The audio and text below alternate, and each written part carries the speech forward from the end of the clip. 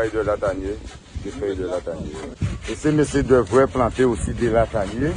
Parce que pour les réparer, il faudra compter une vingtaine de pieds de latanier pour récupérer des feuilles dedans. Alors, c'est un message pour eux aussi. C'est du boulot en fait. C'est du boulot. Ouais. Là, on a un petit souci avec la paille qui est déjà trop séchée. Normalement, on attache au naturel, mais cette fois-ci, on va l'attacher avec un fil de fer. Comme ça sera pareil, quoi. On va dire à peu près pareil, mais on est obligé de le faire dans ce sens.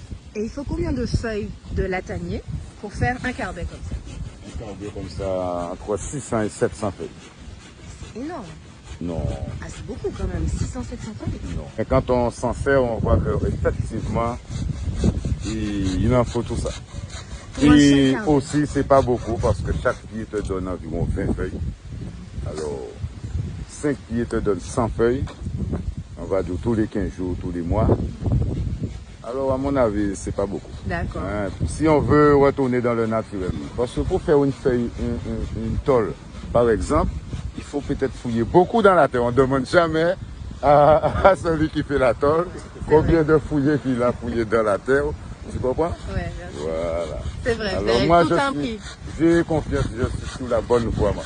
Vous avez entièrement raison. Ouais. En tout cas, c'est très très joli. Okay. Et ça va durer combien de temps, un carbet comme celui-là? Un carbet comme ça, entre 5 et 7 ans. Entre 5 et 7 Mais ans. minimum 5 ans, je ne retourne pas, on ne doit pas m'appeler. D'accord? Vous savez comment vous l'avez fait? Si. Je sais que dans 5 ans, on ne doit pas m'appeler avant 5 ans que le carbet est petit trou. Mais après, il faut compter au moins 10 ans avant de dire ouais, il est plus bon. Ça résiste au cyclone? Ah, qu'est-ce qui résiste au cyclone? Il faudrait me poser la question avant tout. Qu'est-ce qui résiste au cyclone? Voilà. Non, mais oui, non, bien sûr. C'est solide. Moi, depuis pratiquement 15 ans, Jagad, qu'on a fabriqué les premiers. On a eu des vents quand même de 150 km, 200 km presque qui passent en Guadeloupe. On n'en a jamais perdu un, hein? Oui, jamais. Par une feuille est partie.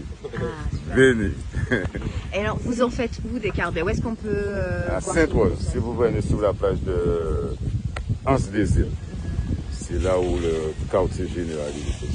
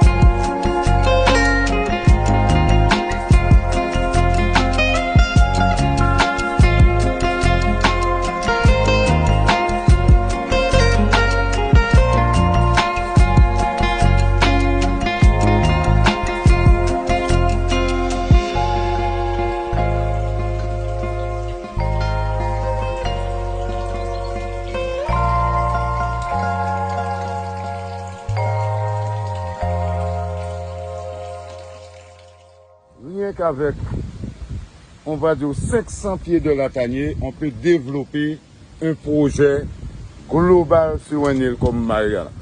Avec la jeunesse, c'est différent. En ayant un professeur et baf. Yes? Merci. Béni. C'est gentil, merci. Et là, tu as avec en plus des Marie-Galantais. Oui.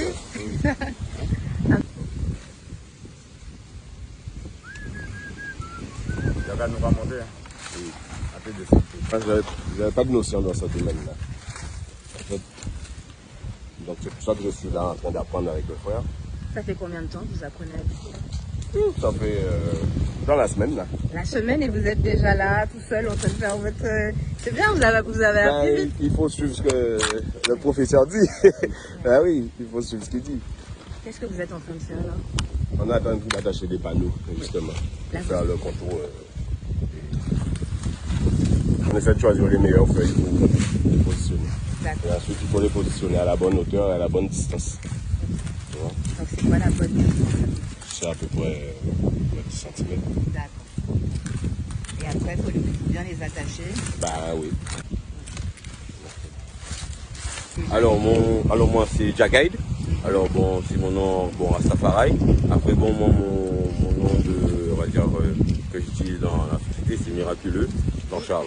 C'est Voilà. ça, Jean-Charles Miraculeux, Jean-Charles qui a la boutique. Qui a la boutique à Murat. à Murat, voilà. Et la paille en fait de Latanier, en fait, pourquoi on l'utilise? Parce qu'en fait, comme je te montre, en fait cette paille là, elle est un peu spéciale. En fait, si tu regardes bien, la paille, elle a pas de trou là en fait. En fait, si tu regardes bien, elle est pleine en fait. Et c'est à partir de, on va dire une vingtaine, une trentaine de centimètres qu'elle s'ouvre en fait en bas. Donc du coup, quand tu la poses, en fait, ça fait comme une tonne en fait. Une tonne naturelle en fait. Et quand tu poses un sur l'autre, donc l'eau, elle ne peut pas rentrer. Donc l'eau, elle va glisser. Donc quand tu mets un sur l'autre, un sur l'autre, un sur l'autre, donc ça fait un genre de matelas en fait. De matelas imperméable en fait. Et c'est ce qui fait que ça rend le chapiteau imperméable en fait. On ne met rien dessus. On ne met rien dessus. C'est de 100%, produits. pas de produits, c'est 100% naturel. Donc du coup c'est du biodégradable. Donc le développement durable en fait rejoint la nature en fait. Parce qu'en fait notre vie, elle est basée sur nous en fait on est naturellement quoi.